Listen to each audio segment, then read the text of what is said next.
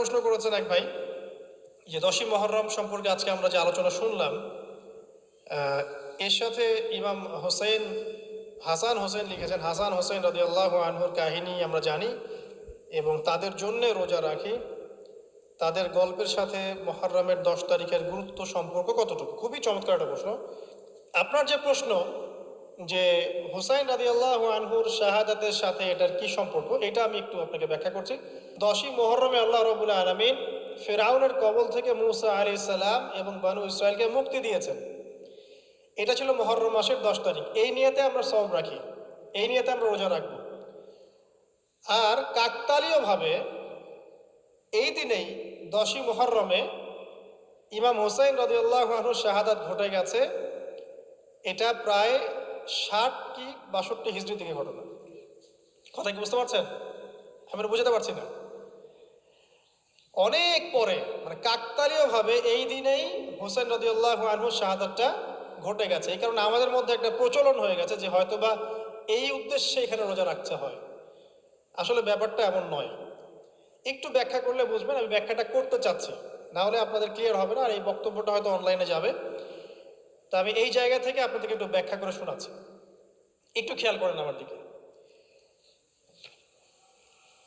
রাসূল সাল্লাল্লাহু আলাইহি ওয়াসাল্লামের ইন্তেকালের পর খলিফা হন আবু বকর সিদ্দিক রাদিয়াল্লাহু আনহু, তারপরে ওমর রাদিয়াল্লাহু আনহু, তারপরে উসমান রাদিয়াল্লাহু আনহু। এই উসমান রাদিয়াল্লাহু আনহুর এই সময় থেকে শেষের দিকে একটা সমস্যা সৃষ্টি হয়েছে। কি সমস্যা? উসমান রাদিয়াল্লাহু আনহুকে কিছু বিদ্রোহীরা হত্যা করেছিল। একটু বোঝার চেষ্টা করেন। ইতিহাস পড়তে কিন্তু অনেক সময় লাগে, আমি খুব অল্প সময় আপনাকে শেখাচ্ছি। উসমান রাদিয়াল্লাহু আনহুকে হত্যা করেছিল কিছু বিদ্রোহী, ঠিক আছে? যিনি নবী সাল্লাল্লাহু আলাইহি ওয়াসাল্লামের জামাই, দুইজন মেয়েকে বিয়ে করেছেন, জিন্নুরাইন, তাকে হত্যা করেছে কিছু বিদ্রোহী। এরপরে খেলাফতের দায়িত্বে আসেন আলী রাদিয়াল্লাহু আনহু। কে আসেন? আলী রাদিয়াল্লাহু আনহু। আলী রাদিয়াল্লাহু আনহু দায়িত্ব নেন এই মক্কা মদিনা এই জায়গাটুকুর উপরে। তার হাতে সাহাবায়ে কেরাম বায়াত করেন। কিন্তু ওই দিক বলতে বোঝাচ্ছি সিরিয়া, শামের দিকে, সেদিকের গভর্নর ছিলেন মুয়াবিয়া রাদিয়াল্লাহু আনহু। কি নাম? মুয়াবিয়া রাদিয়াল্লাহু আনহু। তিনিও কিন্তু একজন বড় মাপের সাহাবী, ঠিক আছে? তো মুয়াবিয়া রাদিয়াল্লাহু আনহু সেখানে নিজে সেখানকার খেলাফতের দাবি করেন। আলী রাদিয়াল্লাহু আনহুর হাতে বায়াত তিনি করেননি। আলী রাদিয়াল্লাহু আনহুকে বারবার একটা বিষয়ের চাপ দেওয়া হচ্ছিল যে উসমান রাদিয়াল্লাহু আনহুর শাহাদাতের আগে বিচার করতে হবে, হত্যাকারীর বিচার করতে হবে। তো এখানে একটা দ্বন্দ্ব, মানে একটা পলিটিক্যাল দ্বন্দ্ব সৃষ্টি হলো। ওইদিকে মুয়াবিয়া রাদিয়াল্লাহু আনহু তিনি খেলাফতের দাবিদার হয়ে উঠলেন, এদিকে সাহাবায়ে কেরাম সহ অনেকেই আলী রাদিয়াল্লাহু আনহুর কাছে বায়াত করলেন। তো এর ফলশ্রুতিতে দেখা যায় আলী রাদিয়াল্লাহু আনহু তার রাজধানীটাকে কুফায় নিয়ে যান, ইরাকের কুফায়। তো ইহুদিদের ইন্ধনের ফলে এক পর্যায়ে দেখা যায় যে আলী রাদিয়াল্লাহু আনহুর এক পক্ষ এবং একদিকে মুয়াবিয়া রাদিয়াল্লাহু আনহুর এক পক্ষ, তারা একটা মানে অনাকাঙ্ক্ষিত যুদ্ধের দিকে চলে যান, ঠিক আছে? এই যুদ্ধটাকে বলা হয় সিফফিনের যুদ্ধ। কিসের যুদ্ধ? সিফফিনের যুদ্ধ। এটা সংঘটিত হয়েছে 37 হিজরিতে। কত হিজরি? 37। এর আগের বছর আবার উটের যুদ্ধ হয়েছে, জাঙ্গে জামাল। তার পরের বছর এই সিফফিনের যুদ্ধ। সিফফিনের যুদ্ধে আলী রাদিয়াল্লাহু আনহু বিজয় লাভ করেই ফেলেছিলেন। এই সময় মুয়াবিয়া রাদিয়াল্লাহু আনহুর দলের মধ্যে আমর ইবনে আস রাদিয়াল্লাহু আনহু তিনি বলছেন যে কোরআন ফয়সালা করবে। কোরআন ফয়সালা করবে, এটাকে কেন্দ্র করে একটা তৃতীয় পক্ষ নির্ধারণ করা হয়, যেটাকে আমরা সালেস বলি। যে মুয়াবিয়া রাদিয়াল্লাহু আনহুর পক্ষে একজন, তার নাম আমর ইবনে আস রাদিয়াল্লাহু আনহু, এবং আলী রাদিয়াল্লাহু আনহুর পক্ষে একজন, তার নাম হচ্ছে আবু মুসা আশআরী রাদিয়াল্লাহু আনহু। তারা গিয়ে একটা তৃতীয় পক্ষ করে মীমাংসা করতে চাচ্ছেন যে আমরা কেউ যুদ্ধ চাই না, আমরা ভাই ভাই, আমরা সবাই মুসলিম উম্মার ঐক্যের খাতিরে এখানে একটা সলিউশনে আসবো। তো সলিউশনে একটা আশা হচ্ছিল যে ঠিক আছে, উভয়েই পদত্যাগ করবে, নতুন খলিফা নেওয়া হবে, ঠিক আছে? তো এরকম একটা কথা চলছিল। কিন্তু মুয়াবিয়া রাদিয়াল্লাহু আনহু তিনি তার যে মানে দাবি, এটা ছাড়তে চাচ্ছেন না। এইদিকে আলী রাদিয়াল্লাহু আনহু দলের মধ্যে কিছু মানুষ প্রায় 12,000 তারা এই দল থেকে বের হয়ে গেল যে আমরা আলীকেও মানি না রাদিয়াল্লাহু আনহু, মুয়াবিয়াকেও মানি না রাদিয়াল্লাহু আনহু, এই আমর ইবনে আসকেও মানি না রাদিয়াল্লাহু আনহু, এবং এই আবু মুসা আশআরী তাকেও মানি না, আমরা কাউকেই মানি না। এবং এদেরকে বলা হয় খারেজি। কি বলা হয়? খারেজি। তারা এখান থেকে দল থেকে বের হয়ে গেল। শুধু তাই না, তারা ফতোয়াও দিল যে আলী এবং মুয়াবিয়া এবং আমর ইবনে আস, আবু মুসা আশআরী, শুধু তাই না, তারা ফতোয়াও দিল যে আলী এবং মুয়াবিয়া এবং আমর ইবনে আস, আবু মুসা আশআরী সবাই কাফের। নাউজুবিল্লাহ। কারণ কি? কারণ হচ্ছে তারা আল্লাহর কিতাব, আল্লাহর বিধান দ্বারা বিচার ফয়সালা করছে না, মানুষের মত তারা গ্রহণ করছে। মানে ওদের উদ্ভট যুক্তি আর কি। তারা আল্লাহর কিতাব দিয়ে ফয়সালা করছে না, বরং মানুষের রায় গ্রহণ করছে। এটা একটা খোরা যুক্তি ছিল। তো আলী রাদিয়াল্লাহু আনহু এদেরকে দমন করলেন। নহরওয়ান নামক জায়গায় তাদের সাথে যুদ্ধ হলো এবং এই যুদ্ধে আলী রাদিয়াল্লাহু আনহু জয়লাভ করলেন। তো সিফিনের যুদ্ধটা হয়ে গেল। এখন দেখেন দুইটা পক্ষ পাচ্ছেন আপনি এখানে, আলী রাদিয়াল্লাহু আনহু একটা পক্ষ, একটা কার? মুয়াবিয়া রাদিয়াল্লাহু আনহুর পক্ষ। এখন এই যে খারেজিরা বের হয়ে গেল, এখন তো দেখা যায় যে কিছু কিছু শব্দ বললেই মানুষ খারেজি ট্যাগ দিয়ে দেয় না? দেখেন এই খারেজি আকীদার সাথে কিন্তু আসলে পলিটিক্যাল সমালোচনার কোনো সম্পর্ক নেই। পলিটিক্যাল দ্বন্দ্বের সাথে, পলিটিক্যাল সমালোচনার সাথে কিন্তু খারেজি খাওয়ারিজম মতবাদটা আসলে জড়িত না। এটা কার সাথে জড়িত? ওই যে একদিন বলেছিলাম, খারেজিরা মনে করে কবিরা গুনাহ করলে কোনো ব্যক্তি কি হয়ে যায়? কাফের হয়ে যায়। খারেজিদের আকীদা হচ্ছে কবিরা গুনাহ করলে কোনো ব্যক্তি কাফের হয়ে যায়। এই আকীদাটার নাম খারেজি আকীদা। এটা কি বাংলাদেশে মুসলিমরা লালন করে? কোনো আলেম, কোনো বক্তা, কোনো মুফাসসির, কোনো মুহাদ্দিস আপনাদেরকে বলছে কখনো এদেশের মাটিতে যে কবিরা গুনাহ করেছে এরা এদেরকে মেরে ফেলো? বলেছে? কিন্তু আপনি কিছু হক কথা বললে আপনাকে ট্যাগটা খেতে হবে। তা আসলে এই যারা এই ধরনের মানে যে বলছে একদিন খারেজি ম্যানুফ্যাকচার কোম্পানির সাথে সদস্য, এরা ভাঙাচোরা ইস্যু পেলেই কাউকে খারেজি ট্যাগ দিয়ে দেয়। আসলে মূল বিষয় এরা নিজেরাই খারিজ হয়ে যাচ্ছে দিন দিন, অন্যকে খারিজ করতে করতে নিজেরাই খারিজ হয়ে যাচ্ছে। এখানে দেখেন মুয়াবিয়া রাদিয়াল্লাহু আনহু এক পক্ষে, আলী রাদিয়াল্লাহু আনহু আরেক পক্ষে। ব্যাটেল, যুদ্ধ হয়ে গেল, সিফিনের যুদ্ধ হয়ে গেল। 3 দিন যুদ্ধ হয়েছে। ওই যুদ্ধে কি মানুষ মারা যায় নাই? মারা যায় নাই? মারা গেছে। তো আলী রাদিয়াল্লাহু আনহু তো বলেননি যে ওরা খারেজি। কারা খারেজি তাহলে? যারা এই যে 12,000 সৈন্যের মধ্য থেকে বের হয়ে গেল এবং সবাইকে কাফের ফতোয়া দিল যে আলীও কাফের, মুয়াবিয়া কাফের, আমর ইবনে আসও কাফের, নাউজুবিল্লাহ, আর এই যে আবু মুসা আশআরী তারাও কাফের। একটু বোঝেন। এরপর তারা যখন বের হয়ে গেল, আলী রাদিয়াল্লাহু আনহু তাদেরকে হত্যা করলেন, তাদের সাথে যুদ্ধ করলেন। কিন্তু এদের কিছু কিছু মানুষ বেঁচে ছিল। এরা একটা প্ল্যান করলো। কি প্ল্যান করলো? যে আমরা চোরাগুপ্তা হামলা চালিয়ে এই 4 জনের সবাইকে হত্যা করে ফেলবো। কথা বুঝতে পারছেন? 4 জন একই দিনে প্ল্যান করলো। রমজান মাসের 17 তারিখ। কত তারিখ? রমজান মাসের 17 তারিখ। ওইটা সম্ভবত 40 হিজরি। কত হিজরি? সিফিনের যুদ্ধ হচ্ছে 37 হিজরিতে, এটা হচ্ছে কত হিজরি? 40, 3 বছর পর এরা প্ল্যান করলো।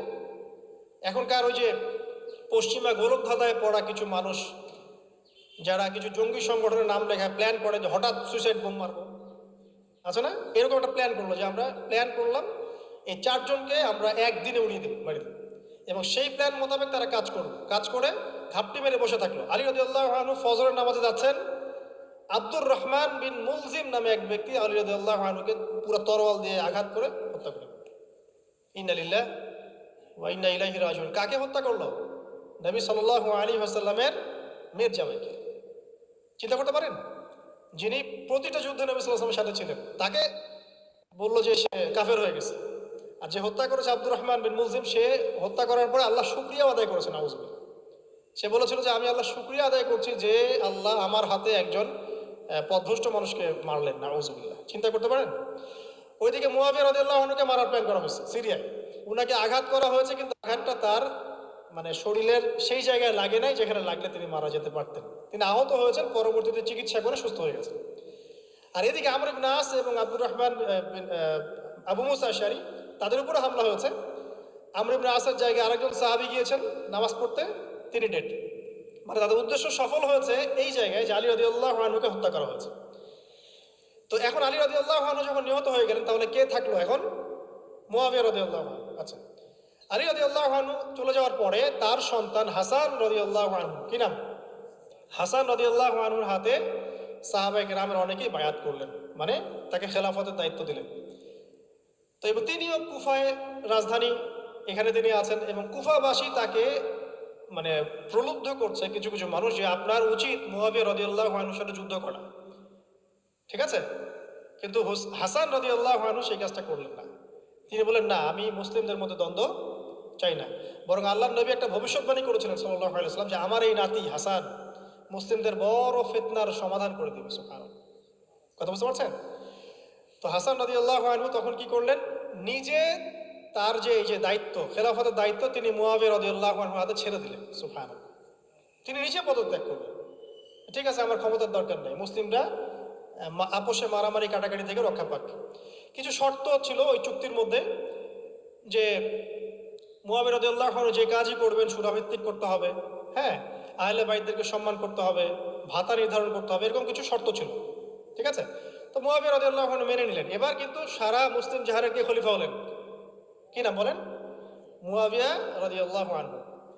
এবং এরপর তিনি একাধারে 20 বছর খেলাফতের দায়িত্ব পালন করেছেন। কত বছর? 20 বছর। 40 হিজরিতে এই যে আলী রাদিয়াল্লাহু আনহু মারা যান, আর 20 বছর খেলাফতের দায়িত্ব পালন করেন কে?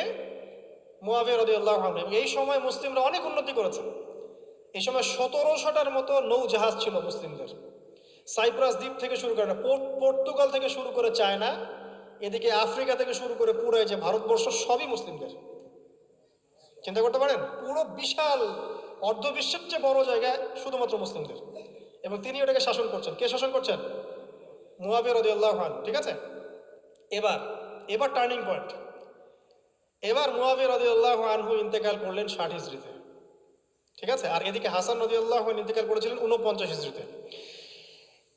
ইন্তেকালের সময় তিনি তার পরবর্তী দায়িত্বশীল নির্ধারণ করে গেলেন বা নিয়োগ করে গেলেন তার পুত্র ইয়াজিদকে। কাকে? ইয়াজিদকে। এই জায়গাটাতে সাহাবায়ে কেরাম রাদিয়াল্লাহু আনহুমের অনেকেই মানেন না,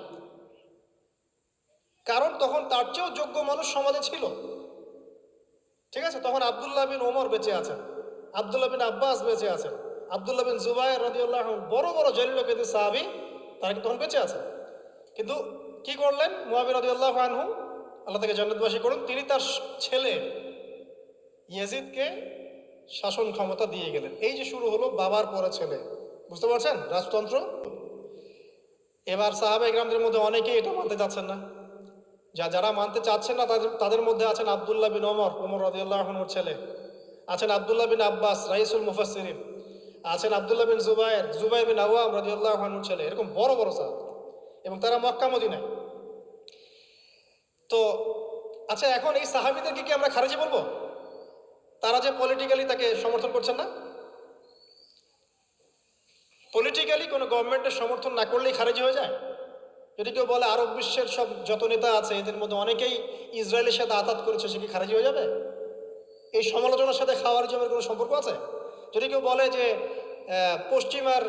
পশ্চিমাদের অস্ত্রশস্ত্র নিয়ে মুসলিমরা ইয়েমেনে হামলা করছে, এটা বললে সে খারিজি হয়ে যাবে? যদি কেউ বলে যে মধ্যপ্রাচ্যের কান্ট্রির কিছু নেতা তারা পশ্চিমাদের সাথে চুক্তি করেছে পেট্রো ডলার মনিটরিং সিস্টেম, সে কি খারিজি হয়ে যাবে? যদি কেউ বলে জায়নিস্টদের সাথে আঘাত করে অনেক মুসলিম কান্ট্রি চলছে, তাহলে কি মিডল ইস্টের সমালোচনা করার কারণে একজন ব্যক্তি খারিজি হয়ে যাবে? খারিজি ম্যানুফ্যাকচার কোম্পানি বাংলাদেশে তারা এই সংজ্ঞাই শেখায়, পলিটিক্যাল বিরোধিতা করলে আপনি খারিজি হয়ে যাবেন। অথচ এখানে দেখেন সাহাবায়ে কেরাম রাদিয়াল্লাহু আনহু মানছেন না ইয়াজিদকে। এবার ইয়াজিদ কি করলো দেখেন। এবার ইয়াজিদ প্রথমত সাহাবীদেরকে কনভিন্স করার চেষ্টা করলেন। তিনি ওখান থেকে তার দূত পাঠালেন, দূত এসে মক্কা মদিনায় বোঝালেন যে আপনারা মেনে নেন, ভালো হবে, ইত্যাদি ইত্যাদি। আব্দুল্লাহ বিন ওমর রাদিয়াল্লাহু আনহু বলেন ঠিক আছে মেনে নিলাম, আব্দুল্লাহ বিন আব্বাস রাদিয়াল্লাহু আনহু বলেন ঠিক আছে মেনে নিলাম। কিন্তু আব্দুল্লাহ বিন জুবায়ের রাদিয়াল্লাহু আনহু মানলেন না। তিনি মানছেন না, আমি কিছুতেই মানি না, তার সে খেলাফতের যোগ্য না, এর চেয়ে অনেক বড় বড় যোগ্য মানুষ আছে, আমি মানছি না। বরং তিনি এখান থেকে সরে আসলেন। এবার ইমাম হুসাইন রাদিয়াল্লাহু আনহু, যার কথা প্রশ্ন করেছেন, লম্বা উত্তর দিচ্ছি। ইমাম হুসাইন রাদিয়াল্লাহু আনহুর হাতে অনেকে বায়াত করতে চাইল যে আপনি যোগ্য খেলাফতের, ইয়াজিদ যোগ্য না, কে যোগ্য? আপনি যোগ্য। এবং তার হাতে কুফাবাসী বায়াত করতে চাচ্ছে, তাকে ডাকছে আপনি মক্কা থেকে চলে আসেন কুফায়। কুফা কোথায়? ইরাকে। আপনি মক্কা থেকে কুফায় চলে আসেন, আমরা আপনার হাতে বায়াত করব। এবার হুসাইন রাদিয়াল্লাহু আনহু সপরিবারে, তার পরিবার আহলে বাইত সবাই নবীর পরিবারের সদস্য। চিন্তা করেন, নবীর পরিবারের প্রায় 80 জন সদস্য। কতজন? তারা এই যে বের হলেন, যাচ্ছেন কোথায়? কুফায়। এবার ওই ইয়েজিদের নিয়োজিত যে গভর্নর ছিল ইরাকের কুফায়, তার নাম আব্দুল্লাহ বিন জিয়াদ। কি নাম? আব্দুল্লাহ বিন জিয়াদ। আব্দুল্লাহ বিন জিয়াদ সে একটা সেনাবাহিনী পাঠালো। সেনাবাহিনীতে সদস্য ছিল 4000। কতজন? 4000। এই 4000 সেনাবাহিনী নিয়ে আব্দুল্লাহ বিন জিয়াদের যে কমান্ডার, তার নাম সম্ভবত আমর বিন, প্রথমে আমের বা ওমর আছে, ওমর বিন সাদ এরকম কিছু একটা, সে আহলে বাইতদেরকে ঘিরে ফেলল। কাকে ঘিরে ফেললো? ইমাম হুসাইন রাদিয়াল্লাহু আনহু, তার ছোট ছোট বাচ্চা কাচ্চা, তার স্ত্রী সন্তান এবং আহলে বাইতের সদস্য যারা। আহলে বাইত মানে বোঝেন তো, নবীর পরিবারের সদস্য। এবার হুসাইন রাদিয়াল্লাহু আনহু যুদ্ধ চাচ্ছেন না, তিনি যুদ্ধ চাচ্ছেন না। তিনি বলছেন যে আমাকে তিনটার যে কোনো একটা পথ বেছে নিতে দাও, আমি তোমাদের সাথে যুদ্ধ করতে চাই না। এক নাম্বার, আমাকে সরাসরি ইয়েজিদের সাথে সাক্ষাৎ করতে দাও, আমি ওর সাথে কথা বলে সলভ করবো প্রবলেম কি। দুই নাম্বার, আমাকে পথ ছেড়ে দাও, আমি চলে যাই কোনো সীমান্তবর্তী এলাকায়, সেখানে কাফেরদের সাথে যুদ্ধ করবো, জিহাদ করবো, সেখানে মারা যাবো, শহীদ হবো। অথবা আমাকে নিরাপদে আমাকে মদিনায় ফেরত পাঠাও। তার তিনটা যুক্তি কি যৌক্তিক ছিল না? তিনি কে? নবী সাল্লাল্লাহু আলাইহি ওয়াসাল্লামের নাতি, যাকে কোলে নিয়ে নবী সাল্লাল্লাহু আলাইহি ওয়াসাল্লাম অনেক সময় খুতবা দিয়েছেন, নামাজ পড়েছেন, চুমু খেয়েছেন। ফাতিমা রাদিয়াল্লাহু আনহার নয়নমণি, চিন্তা করতে পারেন, এবং যিনি জান্নাতের যুবকদের সর্দার হবেন। কিন্তু এই যে আব্দুল্লাহ বিন জিয়াদের যে সেনাবাহিনী, হুসাইন রাদিয়াল্লাহু আনহুর আর্তনাদ শুনল না। 4000 সৈন্য মিলে 80 জনকে কেটে টুকরা টুকরা করে ফেলেছে। একজন শুধু বেঁচে ছিল, তার নাম জয়নুল আবেদিন। কি নাম? জয়নুল আবেদিন। তিনি একজন বেঁচে ছিলেন, বাকি সবাইকে হত্যা করা হয়েছে। 79 জন আহলে বাইতের সদস্যকে হত্যা করা হয়েছে। খারেজি ম্যানুফ্যাকচার কোম্পানি কিন্তু এদেরকে খারেজি বলছে না, যারা হুসাইন রাদিয়াল্লাহু আনহুকে হত্যা করেছে। আপনি মিডল ইস্টের সমালোচনা করলে খারেজি হয়ে যাবে, ওদের শেকড়টা চিনেন এখন। অথচ ওরাই কিন্তু ব্রিটেনের সাথে হাত মিলিয়ে তুর্কিদের বিরুদ্ধে বিদ্রোহ করে ক্ষমতা দখল করেছে, জানেন? 1916 সালে 1916 এরাই ব্রিটেনের সাথে হাত মিলিয়ে তুর্কিদের, অটোম্যানদের বিরুদ্ধে বিদ্রোহ করে, সশস্ত্র বিদ্রোহ করে ক্ষমতা দখল করেছে। ওরা খারেজি হয়ে যায়নি। পড়লে জানবেন সত্য কি জিনিস। এবার আসেন মূল পয়েন্টে আসি। এবার যে হত্যা করেছে ইমাম হুসাইন রাদিয়াল্লাহু আনহুকে, সে বর্ষার আগা পর্যন্ত, বর্ষার মাথায় হুসাইন রাদিয়াল্লাহু আনহুর মস্তক উঠিয়ে ধরে এটাকে নিয়ে ইয়েজিদের কাছে গিয়েছেন। আউযুবিল্লাহ। চিন্তা করতে পারেন, ইয়েজিদ যদিও বা এটার আদেশ কিন্তু করে নাই, সে ওই মস্তক থেকে আত্মীয় উঠেছে। এটা তুমি কি করছো? আমি তো এটা করতে তোমাকে বলি নাই। ওবায়দুল্লাহ বিন জিয়াদ এই কাজটা করেছে। এখানে আমরা ইয়েজিদকে নিষ্পাপ বলতে পারি না, বিকজ একজন শাসকের আন্ডারে যখন কোনো ক্রাইম হবে, এর একটা দায়ভার তো তার উপর পড়বেই।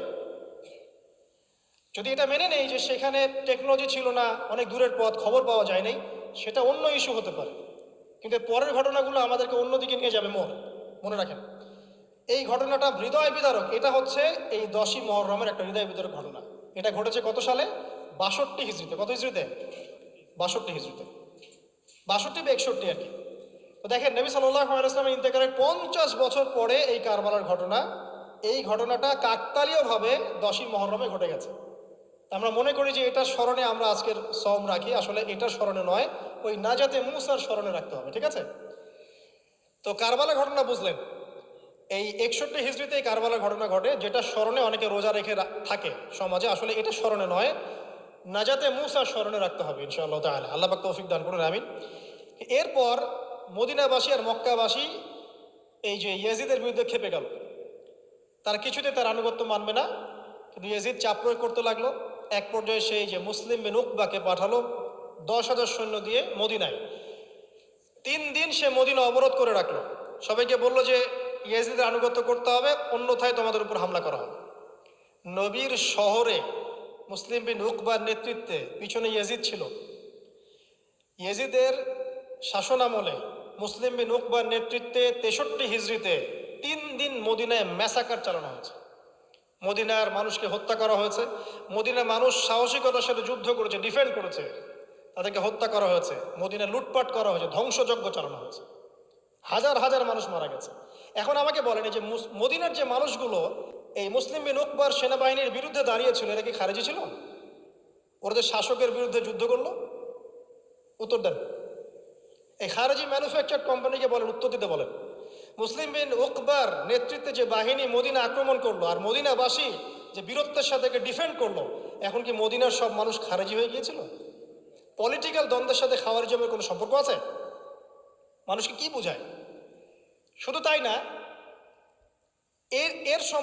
এই সময়ে মক্কায় আব্দুল্লাহ বিন জিয়াদ রাদিয়াল্লাহু আনহু তিনিও তার বলয় গড়ে তুলেছেন, তার হাতে মানুষ বায়াত শুরু করেছে।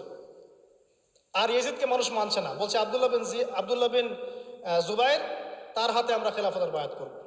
বহু মানুষ আব্দুল্লাহ বিন জুবাইর রাদিয়াল্লাহু আনহুর হাতে বায়াত করা শুরু করলেন। এবং ইয়াজিদ এবার মদিনায় ধ্বংসযজ্ঞ চালানোর পর ঠিক ওই বছরেই, সেম বছরেই আরেকজন ব্যক্তি আছেন হুসাইন বিন নুমায়ের, তাকে কিছু সেনাবাহিনী দিয়ে পাঠালেন মক্কা আক্রমণ করতে। হুসাইন বিন নুমায়ের সেনাবাহিনী নিয়ে মক্কা আক্রমণ করলো। মক্কার কাবা ঘরের গিলাফে হামলা করা হয়েছে, মিনজানিক ছোড়া হয়েছে। তো মদিনায় হামলা চালানোর পর একই বছর ওই 63 হিজরিতেই, আর মদিনায় হামলার যে যুদ্ধটার নাম একটা আছে, এটা বলে দিই, যে মদিনায় যে ইয়াজিদের নেতৃত্বে মুসলিম বিন উকবা হামলা চালিয়েছিল, যখন মদিনাবাসী এটাকে ডিফেন্ড করেছে এবং মদিনা মানুষ মারা গেছে, অনেক শহীদ হয়েছেন, এই যুদ্ধের নাম হচ্ছে হাররার যুদ্ধ। কিসের যুদ্ধ? হাররার যুদ্ধ। এর ওই বছরেই ইয়াজিদের নেতৃত্বে আবারও মক্কায় আক্রমণ করা হয়েছে, যেখানে আব্দুল্লাহ বিন জুবাইর রাদিয়াল্লাহু আনহু তিনি খেলাফতের দায়িত্ব বায়াত গ্রহণ করছেন। সেখানেও মিনজানিক চালানো হয়েছে, হামলা চালানো হয়েছে। মক্কার কাবা ঘরের দেয়ালে পর্যন্ত মিনজানিকের গোলা লেগেছিল, মানুষ জানেই না কাবা ঘরে হামলা হয়েছে। তো আমরা পলিটিক্যালি এই ঘটনাগুলো সমালোচনা করতে পারি। হোসেন রাদিয়াল্লাহু আনহুর হত্যাকাণ্ড কোনো সাধারণ ঘটনা ছিল না, হাররার যুদ্ধ কোনো সাধারণ ঘটনা ছিল না, আব্দুল্লাহ বিন জুবাইর রাদিয়াল্লাহু আনহুকে মক্কায় আক্রমণ করা কোনো সাধারণ ঘটনা ছিল না। এরপরে আব্দুল মালিক বিন মারওয়ান যখন ক্ষমতায় আসেন, তার প্রায় 10 বছরের পরে, তখন হাজ্জাজ বিন ইউসুফের নেতৃত্বে আবারও এই মক্কায় হামলা হয়েছে। এর নাম শুনেছেন? হাজ্জাজ বিন ইউসুফ। এবার এই হামলাতে আব্দুল্লাহ বিন জুবাইর রাদিয়াল্লাহু আনহু এবং তার অনুসারীদেরকে সবাইকে শহীদ করা হয়েছে। হাজ্জাজ বিন ইউসুফের প্রতিরোধ করার সময় আব্দুল্লাহ বিন জুবাইর এবং তার সাহাবাই, তার সঙ্গী সাথে, তার কি খারেজি ছিলেন? আব্দুল্লাহ বিন জুবাইর রাদিয়াল্লাহু আনহুকে হত্যা করে রৌদ্রের মধ্যে তার লাশটা ঝুলিয়ে রাখা হয়েছে। আব্দুল্লাহ বিন জুবাইর কি আপনাকে বলি? আব্দুল্লাহ বিন জুবাইর রাদিয়াল্লাহু আনহু জুবাইর বিন আওয়াম রাদিয়াল্লাহু আনহুর ছেলে। জুবাইর বিন আওয়াম কি আপনাকে বলি? জুবাইর বিন আওয়াম হচ্ছেন জান্নাতের 10 জন সার্টিফিকেট প্রাপ্ত সাহাবীর একজন। আব্দুল্লাহ বিন জুবাইর আসমা বিনতে আবু বকর রাদিয়াল্লাহু আনহুর সন্তান। আসমা বিনতে আবু বকর কি আপনাকে জানাই? আসমা বিনতে আবু বকর হচ্ছেন আবু বকর সিদ্দিক রাদিয়াল্লাহু আনহুর মেয়ে।